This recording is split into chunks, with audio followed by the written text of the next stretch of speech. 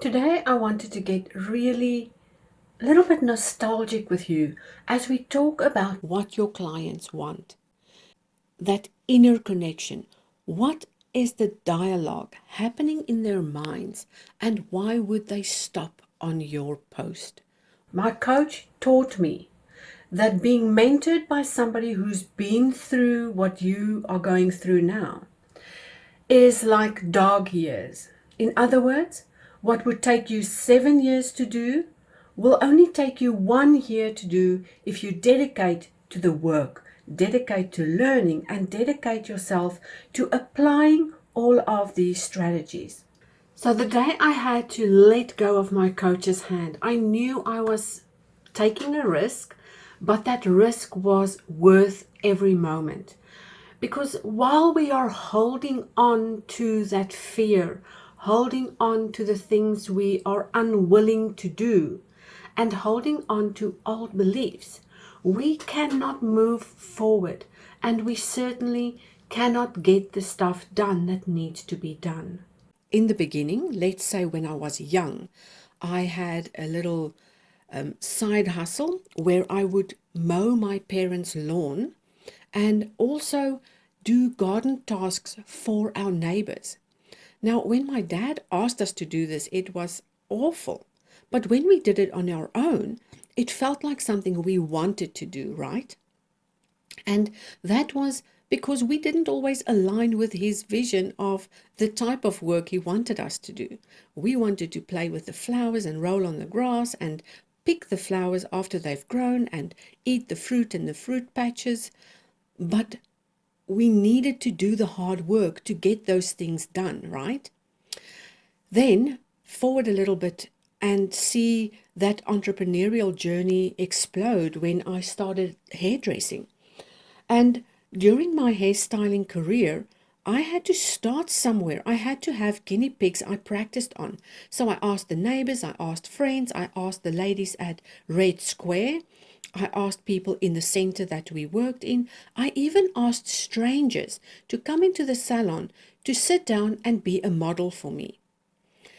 There were many failures and many people who laughed at the attempts in the beginning. But that was only while I was learning.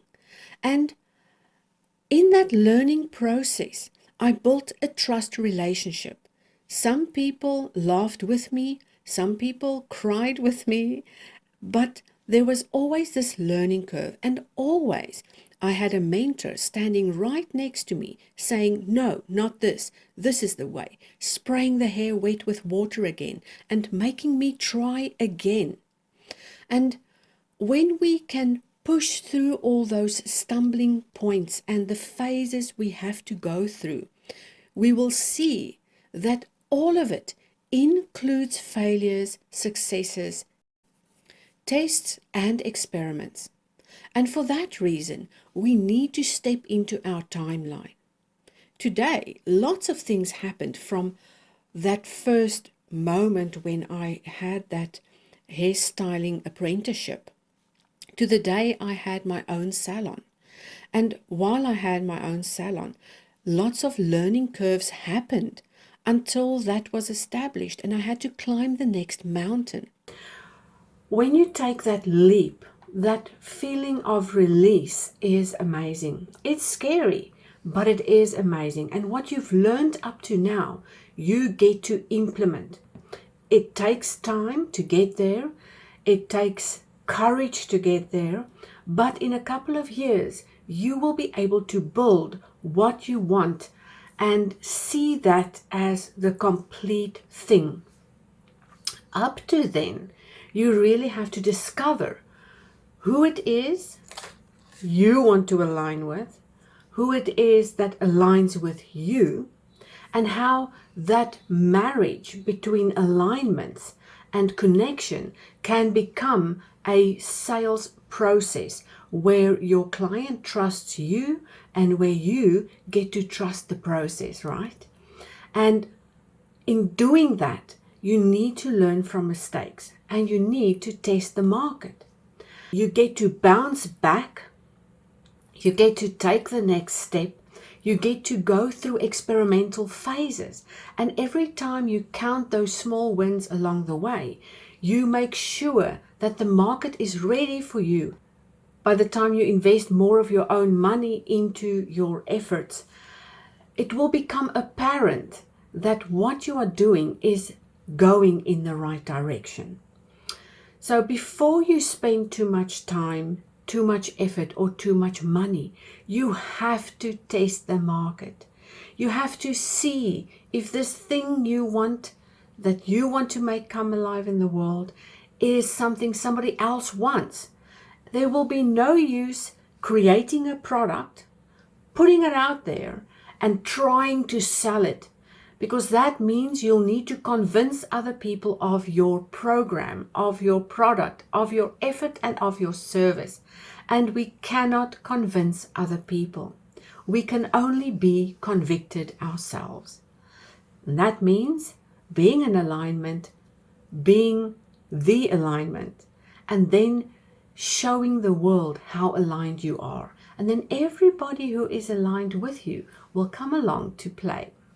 And I've mentioned this before, but let's go over how to develop your business qualities and skills over a period of time while you are testing the market. I'm not saying stop doing what you're doing now. What I'm saying is refine what you are doing and pinpoint one area you want to specialize in. Climbing that next mountain meant I had to learn a whole new set of skills as I was building the Earth Fairy.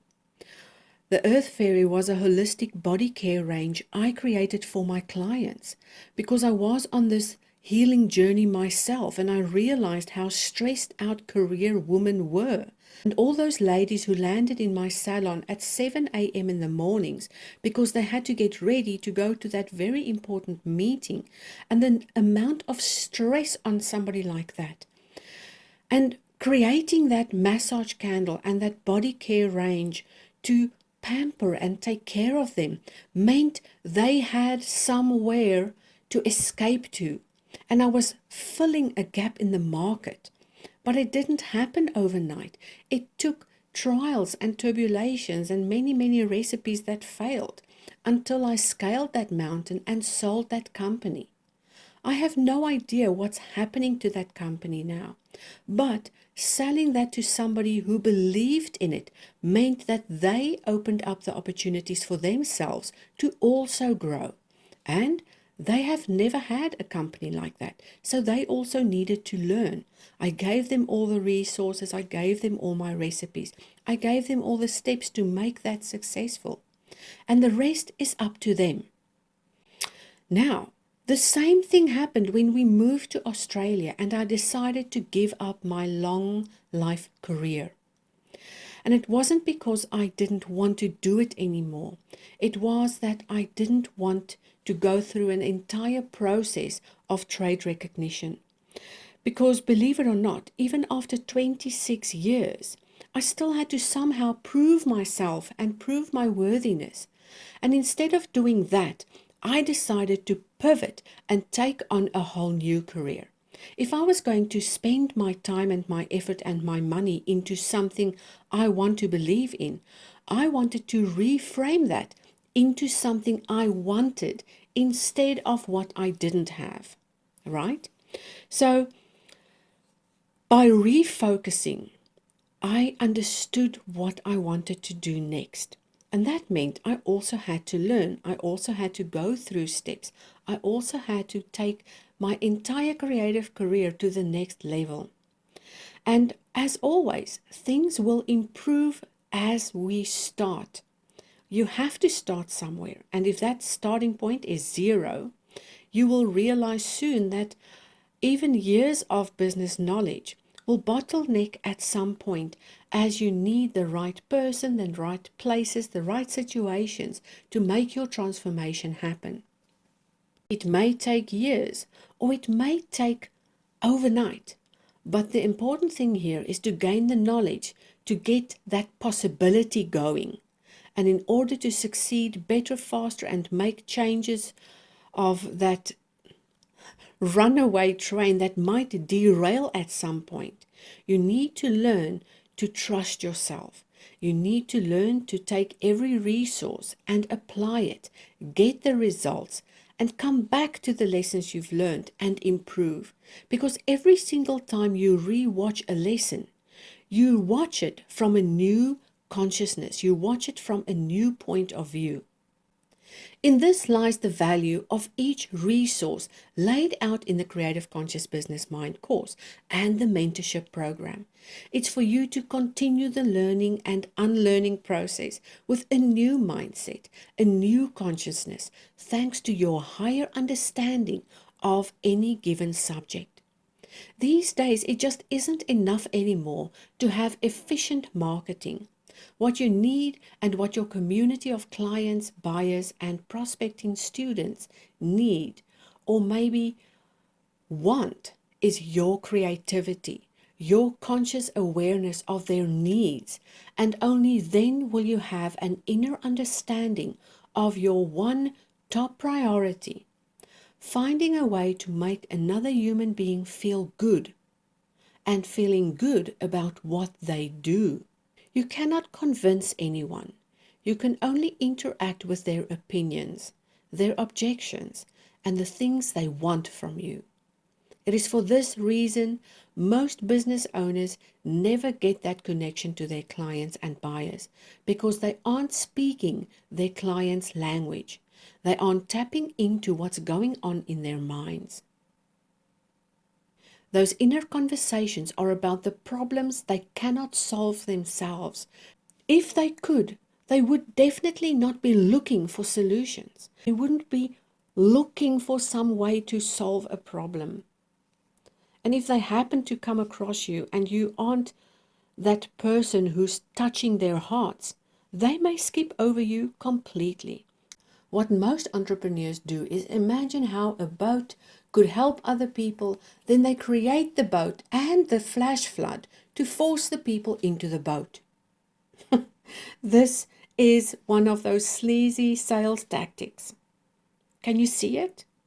Most of those people will drown or find another way to survive, but a sudden change in what they are used to will never get them into that boat. They will be traumatized. And that is what we will talk about while we build the plans for the boat. Instead of shoving people or herding them into the boat, why not show them the plans for the boat?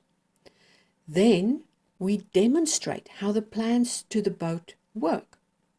Then we ask them to give us feedback about the plans to build the boat. Then we invite them to look at how we can build out the plans to build the boat.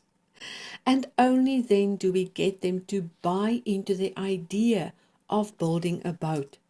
We haven't built a boat yet. Once this stage is reached, they come along to build the boat with you. And they invest their efforts, their money, and their time in your idea about the boat. Once they have been through the process of building the boat with you, they will want to build their own boat. And every time they need help, they will remember who taught them how to build the boat.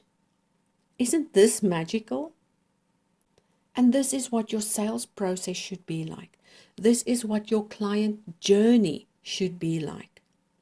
Understanding this boat analogy will unlock every single door you want to open for yourself. You can rewind this video and listen to the boat story again.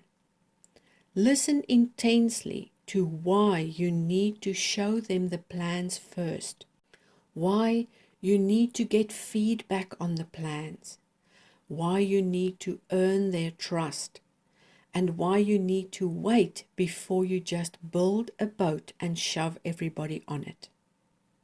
It's not about us making a sale or them getting a product.